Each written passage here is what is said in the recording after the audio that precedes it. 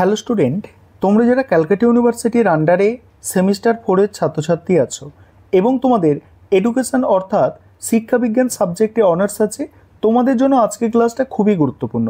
আজকের ক্লাসে তোমাদের প্রথম যে দুটি পেপার আছে অর্থাৎ CC5 অর্থাৎ DSCC 5 এবং DSCC 6, এই দুটি পেপারের 100% কমনযোগ্য সাজেশান নিয়ে আলোচনা করব। প্রথমে তোমাদের সেমিস্টার 4-এর যে 4টে পেপার পড়তে হবে সেই 4টে পেপারের নাম দেখো। প্রথম পেপার আছে এডুকেশনাল অর্গানাইজেশন অ্যান্ড প্ল্যানিং, আর দ্বিতীয় পেপার হচ্ছে হিস্ট্রি অফ এডুকেশন, থার্ড হচ্ছে টেকনোলজি ইন এডুকেশন, আর ফোর্থ হচ্ছে গ্রেট এডুকেটর। এই 4টে পেপার তোমাদের কিন্তু পড়তে হবে, ঠিক আছে। এবারে দেখো, তোমরা এই যে দুটো পেপার আজকে আমি সাজেশান আলোচনা করতে যাচ্ছি প্রথম দুটো পেপারে, সেই দুটো পেপারের সিলেবাস তোমরা আগে প্রথমে দেখে নাও। দেখো, আমি তোমাদের প্রথম দুটো পেপারের সিলেবাসটা একটু দেখিয়ে দিতে চাই। দেখো, এখানে প্রথম দুটো পেপারের সিলেবাসটা তোমরা দেখে নাও। আমি স্ক্রল করে একটু খুঁজে নিই। হ্যাঁ, এই যে প্রথম পেপার তোমাদের DSCC 4 যে পেপারটা আছে, এই পেপারটা দেখো। পেপারটার নাম হচ্ছে কি এডুকেশনাল অর্গানাইজেশন অ্যান্ড প্ল্যানিং। তোমরা দেখতে পাচ্ছ ইংলিশে এখানে তোমাদের সিলেবাসটা মেনশান করা আছে। আমি তোমাদের যদি একটু এটা ট্রান্সলেট করে দেখাই, দেখো আমি একটু তোমাদের ট্রান্সলেট করে দেখাচ্ছি। দেখো তোমরা তোমাদের সুবিধা মতো এবারে একটু স্ক্রিনশট নিয়ে নিতে পারো। দেখো, সম্পূর্ণ তোমাদের সামনে আমি ট্রান্সলেট করে দেখাচ্ছি, দেখে নাও, ঠিক আছে। একদম তোমাদের সামনে আমি, দেখো এগুলো তোমরা একটু স্ক্রিনশট নিয়ে নেবে। ইউনিট 3, তিনটে ইউনিট তোমাদের আছে, ঠিক আছে। এটা একটা গেল। এবার পরের যে পেপারটা আছে, দেখো তোমাদের পরের পেপারটা দেখতে পাচ্ছ হিস্ট্রি অফ এডুকেশন। এই পেপারটা দেখো, এই পেপারটাও ইউনিট অনুযায়ী, দেখো আমি তোমাদের ইউনিট অনুযায়ী ট্রান্সলেট করে দিচ্ছি। দেখো তোমাদের সামনে ট্রান্সলেট হয়ে যাবে, এটা দেখে নাও। দেখো এখানে দেখতেই পাচ্ছ, এটা প্রথম দুটো ইউনিট আছে তোমাদের, এটা একটা ইউনিট, এটা একটা ইউনিট, ঠিক আছে। এবারে তারপরে তোমাদের ইউনিটগুলো দেখো। 3 নম্বর ইউনিটটা দেখে নাও, এটা হচ্ছে তোমাদের 3 নম্বর ইউনিট, ঠিক আছে। এই হচ্ছে তোমাদের সিলেবাস। এবারে তোমরা সম্পূর্ণ সাজেশান দেখে নাও। এবারে তোমরা দুটো পেপারের সম্পূর্ণ সাজেশান দেখে নাও। আর তোমরা যারা ইংলিশ ভার্সানের স্টুডেন্ট আছো, তোমরাও আজকে ক্লাসটা দেখো, কারণ এই সাজেশান তোমরা ইংলিশেও পেয়ে যাবে। প্রথমে আমি বাংলায় আলোচনা করে নেব, তারপর তোমরা ইংলিশেও সেম সাজেশান পেয়ে যাবে। দেখো, প্রথম যে পেপারটা আছে তোমাদের DSCC 4 পেপার, যেটা এডুকেশনাল অর্গানাইজেশন অ্যান্ড প্ল্যানিংয়ের উপরে আছে। এখানে ইউনিট অনুযায়ী এই পেপারটার সাজেশানটা ক্রিয়েট করা হয়েছে। দেখো, প্রথম যে ইউনিটটা আছে সেখানে 10 নম্বরের প্রশ্ন যেগুলো তৈরি করতে হবে। দেখো, প্রথম প্রশ্ন হচ্ছে সংগঠন ও ব্যবস্থাপনা বলতে কী বোঝো। এখানে আছে দেখো, বিদ্যালয় সংগঠনের ধারণাটি ব্যাখ্যা করো। তারপরে আছে বিদ্যালয় সংগঠনের বৈশিষ্ট্যগুলি কী কী। নেক্সট আছে তোমাদের কি বিদ্যালয় সংগঠন ও শিক্ষা সংগঠন ও বিদ্যালয় সংগঠনের মধ্যে সম্পর্ক। 5 নম্বরের প্রশ্ন, বিদ্যালয় সংগঠনের ধারণাটি ব্যাখ্যা করো, বিদ্যালয় সংগঠনের বৈশিষ্ট্য, শিক্ষা সংগঠন ও বিদ্যালয় সংগঠনের মধ্যে সম্পর্ক।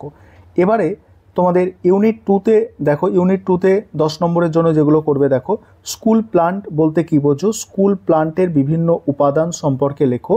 তারপরে আছে সময় তালিকা বলতে কী বোঝো, সময় তালিকার বৈশিষ্ট্যগুলি লেখো। তারপরে আছে দেখো, বিদ্যালয়ে স্বাস্থ্য পরিষেবা কেন প্রয়োজন, আর বিদ্যালয়ে স্বাস্থ্য পরিষেবার বৈশিষ্ট্যগুলি লেখো।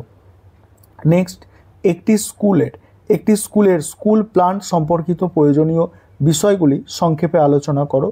নেক্সট, বিদ্যালয় শিক্ষায় গ্রন্থাগারের ভূমিকা আলোচনা করো, গ্রন্থাগার সংগঠনের প্রয়োজনীয়তা লেখো। নেক্সট আছে দেখো, বর্তমান পরিস্থিতিতে বিদ্যালয় কী ধরনের স্বাস্থ্য পরিষেবা দেওয়া উচিত। নেক্সট, মাধ্যমিক বিদ্যালয় অষ্টম শ্রেণীর জন্য সময় তালিকা প্রস্তুত করতে গেলে কোন কোন সাধারণ নীতিগুলি বিবেচনা করতে হবে। 5 নম্বরের প্রশ্নগুলো দেখে নাও, এগুলো আছে 5 নম্বরের প্রশ্ন। তারপরে আছে দেখো 3 নম্বর ইউনিট। আর সম্পূর্ণ সাজেশন আলোচনা করব তার আগে একটা বিষয় তোমাদের বলার আছে। তোমরা অনেকেই এই সাবজেক্টের স্টাডি মেটেরিয়াল পারচেস করতে চাইছিলে, তোমাদের বলে রাখি, তোমাদের এই যে প্রথম দুটো পেপার, আজ যে দুটো পেপারের তোমাদের সাজেশান আলোচনা করছি, এই দুটো পেপারের কিন্তু স্টাডি মেটেরিয়াল কমপ্লিট। তোমরা চাইলে স্ক্রিনে দেওয়া নম্বরে যোগাযোগ করে স্টাডি মেটেরিয়াল পারচেস করে নিতে পারো। আর আরও যে তোমাদের দুটো পেপার আছে, তার কাজ কিন্তু এখন চলছে, আর 2 দিনের মধ্যে সেই স্টাডি মেটেরিয়ালও তোমরা পেয়ে যাবে। অর্থাৎ টোটাল তোমাদের যে 4টে পেপারেরই স্টাডি মেটেরিয়াল তোমরা পাবে তার জন্য তোমরা স্ক্রিনে দেওয়া নম্বরে যোগাযোগ করতে পারো।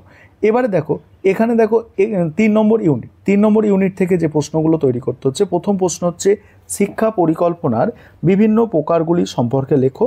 তারপর হচ্ছে শিক্ষা পরিকল্পনা বলতে কী বোঝো, শিক্ষা পরিকল্পনার বিভিন্ন স্তরগুলি আলোচনা করো।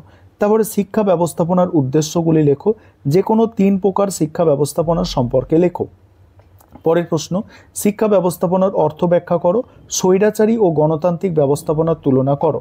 5 নম্বরের প্রশ্ন এখান থেকে আছে দেখো, শিক্ষা পরিকল্পনার বিভিন্ন স্তরগুলি লেখো। তারপরে হচ্ছে শিক্ষা পরিকল্পনার উদ্দেশ্যগুলি বিবৃত করো, স্বল্পমেয়াদী ও দীর্ঘমেয়াদী পরিকল্পনা বলতে কী বোঝো, শিক্ষা ব্যবস্থাপনার তাৎপর্য, স্বৈরাচারী ও গণতান্ত্রিক ব্যবস্থার মধ্যে তুলনা করো। এবারে তোমাদের ডিএসসিসি 5 পেপার, যেটা হিস্ট্রি অফ এডুকেশনের ওপর আছে, এই পেপারটা দেখো। এই পেপারে প্রথম ইউনিট থেকে তোমাদের তৈরি করতে হবে দেখো বৌদ্ধ শিক্ষার বৈশিষ্ট্য, ইসলামী শিক্ষার বৈশিষ্ট্য, ব্রাহ্মণ্য বৌদ্ধ শিক্ষা মানে তুলনা করতে হবে, আর ব্রাহ্মণ্য শিক্ষা ব্যবস্থার বৈশিষ্ট্য। 5 নম্বরে দেখতে পাচ্ছ 3টে প্রশ্ন এখানে দিয়ে রেখেছি। এবার ইউনিট 2 থেকে দেখো শ্রীরামপুর ত্রয়ী কাদের বলা হয়, শিক্ষাক্ষেত্রে তাদের অবদান আলোচনা করো। তারপর হচ্ছে প্রাচ্য ও পাশ্চাত্য শিক্ষার দ্বন্দ্ব সম্পর্কিত আলোচনা। নেক্সট আছে উডের ডেসপ্যাচ, উডের ডেসপ্যাচের প্রধান সুপারিশগুলি আলোচনা করো, এটিকে কি ভারতীয় শিক্ষার ম্যাগনা কাটা বলা যায়। তারপরে হান্টার কমিশনের মাধ্যমিক শিক্ষা বিষয়ক সুপারিশগুলি লেখো। নেক্সট হচ্ছে দেখো স্যাডলার কমিশন কেন গঠিত হয়েছিল, বিশ্ববিদ্যালয় শিক্ষায় কমিশনের সুপারিশগুলির তাৎপর্য আলোচনা করো। 5 নম্বরের প্রশ্ন এখান থেকে কি আছে দেখো, এগুলো আছে এখান থেকে 5 নম্বরের প্রশ্ন। তারপরে 3 নম্বর ইউনিট দেখো, 3 নম্বর ইউনিট এটা আছে, 3 নম্বর ইউনিটের প্রশ্নগুলো তোমরা দেখে নাও।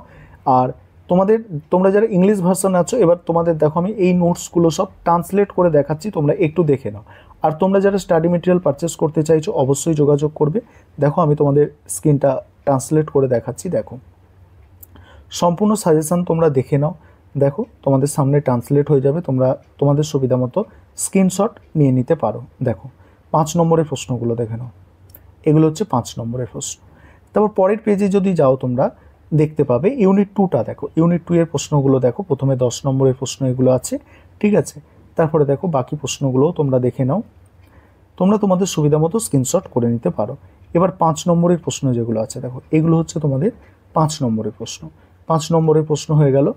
এবারে তোমাদের আছে 3 নম্বর ইউনিট যেটা আছে দেখো, 3 নম্বর ইউনিটের প্রথমে 10 নম্বরের প্রশ্নগুলো ট্রান্সলেটটা দেখে নাও, ঠিক আছে। তোমরা ইংলিশেও সম্পূর্ণ নোটস পেয়ে যাবে, ঠিক আছে। দেখো এখানে 5 নম্বরের প্রশ্ন আছে, এগুলো 5 নম্বরের প্রশ্ন।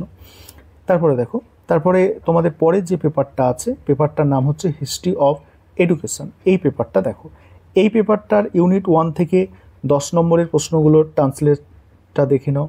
তারপরে 5 নম্বরের প্রশ্ন দেখো, 3টে যে আছে 5 নম্বরের প্রশ্ন এগুলো। তারপরে দেখো ইউনিট 2 থেকে দেখো, ইউনিট 2 থেকে 10 নম্বরের প্রশ্ন এগুলো আছে। তারপরে 5 নম্বরের প্রশ্ন পরের পেজে, 5 নম্বরের প্রশ্নগুলো দেখে নাও, এগুলো হচ্ছে 5 নম্বরের প্রশ্ন। তোমরা তোমাদের সুবিধা মতো স্ক্রিনশট করে নেবে। এগুলো দেখো 3 নম্বর ইউনিট থেকে 10 নম্বরের প্রশ্ন আছে, এবং তারপরেই আছে 5 নম্বরের প্রশ্ন। তোমরা আবারও বলছি তোমাদের সুবিধা মতো স্ক্রিনশট করে নাও।